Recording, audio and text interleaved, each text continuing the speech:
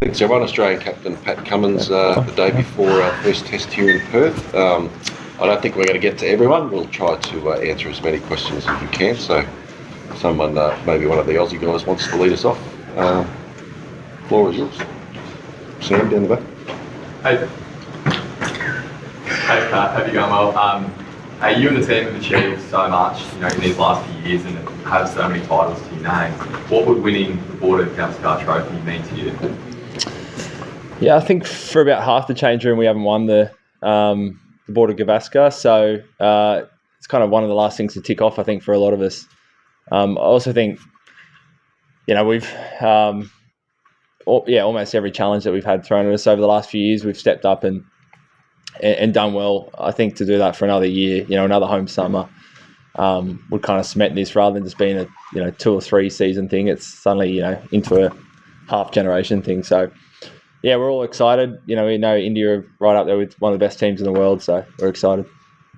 Back when you became captain 3 years ago, there's a lot of talk of fast bowler becoming captain. Now it's one of those rare occasions when probably the 2 best bowlers in the world are head-to-head as captains. Yeah, great to see. Should happen more. New Zealand series last year was good with Timmy Southey as captain as well. I don't think it really changes too much again, but it's one of those rare things. Looking forward to seeing from hopefully the change room how he goes about his work out there. But as a fan of fast bowling, it's always good to see. And just another one, we saw what this Indian team can do, relatively unknown faces in their sound 4 years ago. So, there seemed to be a makeshift top 3 and some new names on the side. So, as an opposition captain, how do you look, I think you always, make plans for kind of a whole squad. I think with most test teams, especially India, you've got a lot of depth. Most of us have played IPL and seen how many newcomers come in and kind of step up straight away. So, they're missing a couple of guys we're more familiar with, but we know whoever they pick is going to be, well, they obviously think they're good enough for test cricket. So, we've done a bit of prep. Some of the guys from the Indian squad were in the Aussie Ace series just over, recently. It's good to have someone like Scotty Boland and Buddha as well, who's spent a bit of time there, so we can talk through some of those plans. How nice is it just to have such a settled lineup with Nathan coming in for Cameron? The last best was 8 months ago, and you've just got the one change. Yeah, it's great. It's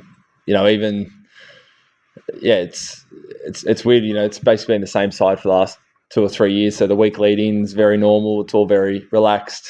Everyone knows how they need to prepare.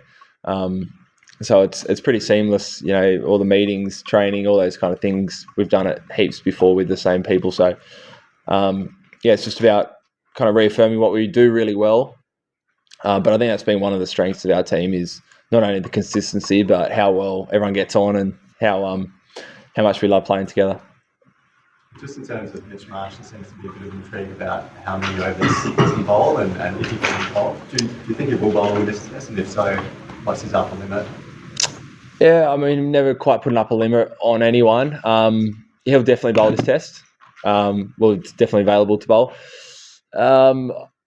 He's an all-rounder. I don't think he's, with the way kind of us full bowlers are set out, we never really budget a all-rounder bowling, heaps. So I would imagine, a few spells each innings or something like that. But he's ready to go. He's been bowling really well this week. His body's great. Best it's been for a while. So he's had a really good prep lead in. So, don't have an answer, but he's ready to go and happy to bowl as much as we need. First summer in a long time without Davey up the top. What sort of dynamic are you wanting to see between Usman and Nathan, the way that they impose pressure on the bowlers, and I guess how that helps and complements the rest of the batting order? Yeah, Davey's very hard to replace in many ways. But I think, the most important thing for someone like Nath who's coming in is just to play his own game. He doesn't need to strike it 80 like Davey did, if that's not his game. So for them, I'd love to see them bring the best out in each other. They've played a little bit and batted a bit together for Queensland. But I think for both of them, it's about bringing what they bring to the table. For Uzi, it's those long innings, getting the bowlers to come back again. And I think Nate's pretty similar in that regard. And how important was it for you? Obviously, there was a lot of discussion of the batting order through the year to have Trav and Mitch in those 5 and 6 positions where they are counterbatters, they do change the momentum of the game. Yeah, from my point of view, really important. And I'll throw Alex Carey in there at 7 as well. It's a pretty scary 5, 6, 7, I think. If they come in and the bowlers already have plenty of overs into them, that's a pretty scary proposition. And similarly, we've seen some counter punches where we've been 2 or 3 down, 4 down for not many, and Marshy's pulled out 100 or Heady's pulled out 100 and changed the dynamics pretty quickly. So I really like kind of how that middle order's been structured the last couple of years. Pat, do you pick up any intel on your own batters in the net without giving any secrets away? I'm interested in what you're seeing from Steve Smith and from Alex Carey, because we're hearing that they're in a good place at the start of the season. Yeah, I think first of all, say Alex Carey's played a lot for South Australia this year and has been brilliant. Even on that UK ODI tour, it's different formats, but he was really impressive. So he seems in a really good place. Obviously, the last Test match we played, he was man of the match, won that for us. 90 odd, probably should have been 100, not out. And Smithy, I know every summer the conversations around his hands and whether he's found them or not. I can report they've made their way to Perth, his hands, which is always good. But I bowled a bit at him over the last few weeks. He looked really good in the ODIs. We had a couple of good centre wickets out at New South Wales last week. And yeah, he seems really settled. He's hit 1 million balls like he does, but he looks really content with where his game's at. So expecting a big summer. Can't get him out. Or even if you do, it's not out. So. Pat, how do you see the significance of a border Gavaskar trophy? Do you see that in contemporary cricket, it is probably the most competitive test series? Yeah, I think. It's probably been the most closely fought. Obviously, the Ashes is got a rich history and it's really well, watched as well. But I think the Border Gavaskar, it's been very tight every series. That I've kind of seen in recent times. I think both teams play quite similarly at times. There's some fast bowlers over here in Australia, so. It's big, now having 5 Test match series for the first time adds that little bit extra. It gets really attritional, kind of history would suggest as well. So, yeah, it's a big one. Yeah. I spoke about sharing the season with players and guys that you had in pitch and some guys. What have you made of this progress? And a little bit about his bowling, because when you see bowling out, what would be this? Yeah, love playing alongside Nitish. For Sunrisers, great young guy starting out his professional career, this season, really. So, really impressed, how he went about his work last year. He didn't bowl as much as, he potentially could have. But, really impressed with what we saw. Looks like he can swing the ball a little bit. But, yeah, great young kid. Rainbow?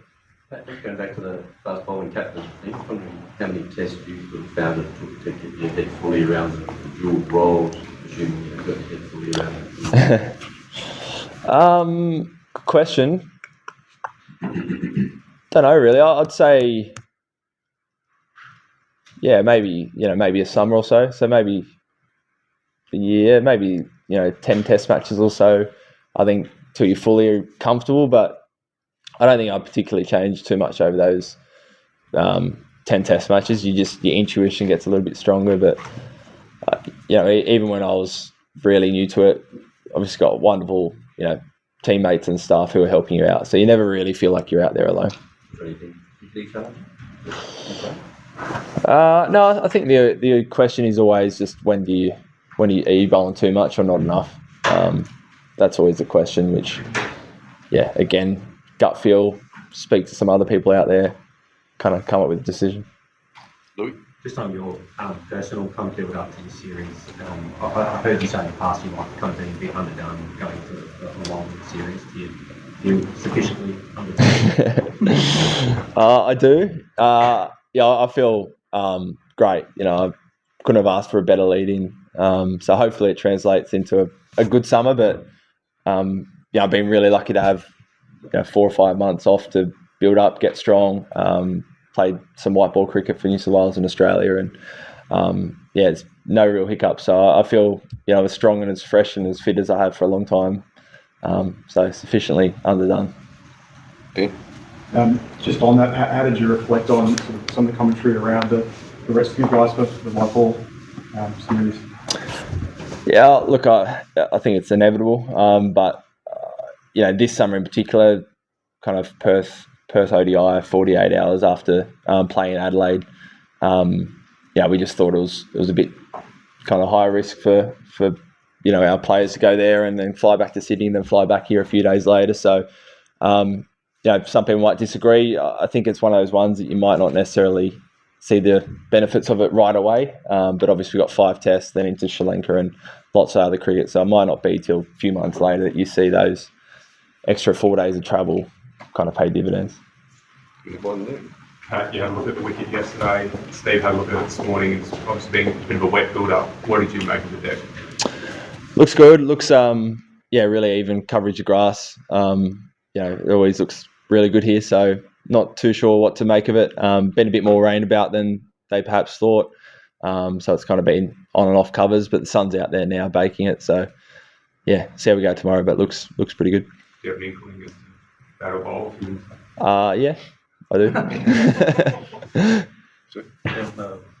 Will that IPL auction in between will be a distraction for you, not only for you guys but for Team India also? Will that be a distraction? And Manas is trying to impress you a lot, with his bowling. So what's on that? Yeah, I think he's in the auction, Marnus. I think firstly on the auction, look, I don't think so. Dan's obviously flown over there, but he's been here for the whole prep. We've done all our meetings, done all the chats, and obviously he'll be watching and be keeping an eye on it anyway. So for the players, I don't think so. Most of the guys have been in auctions before. The reality is you can't really do anything. You're sitting back and seeing if you get selected or not. I think how you go in the next 2 days doesn't make any difference. So it's not a distraction as far as I can see it.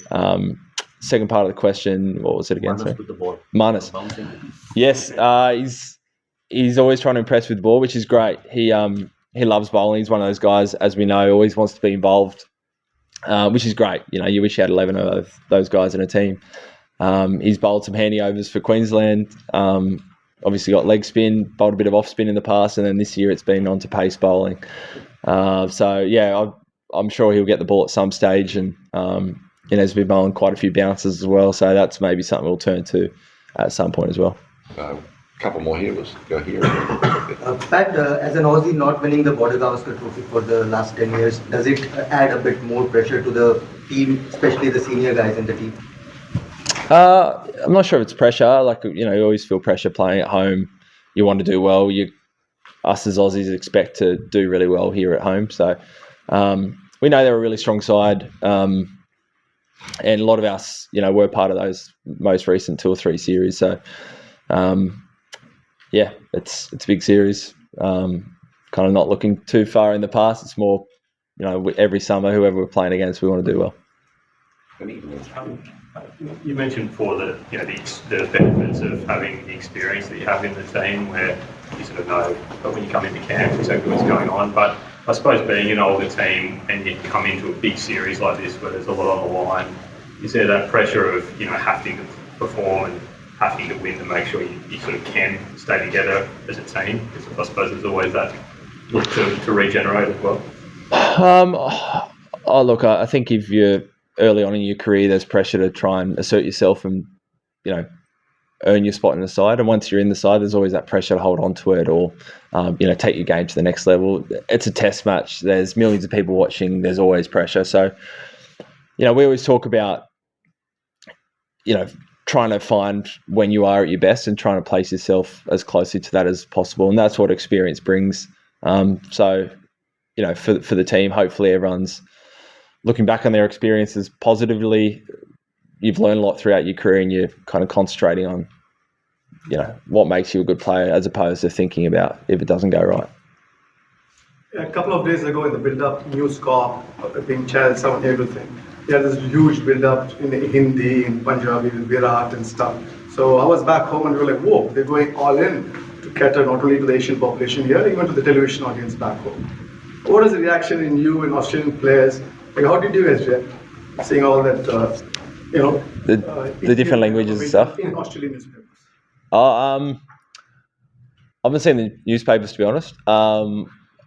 Yeah, I know they obviously do commentary in different languages, which is great. I mean, the more people that watch cricket, the better for me. So however we can cater that, that's great. But yeah, it seems like a lot of the broadcasters are leaning in, which is amazing. Yeah, I think the broadcasters here in Australia do an amazing job. You see the clear images and all those kind of stuff. So more people watching, the better. Thanks, everyone. Thank you. Thank you. Thank you.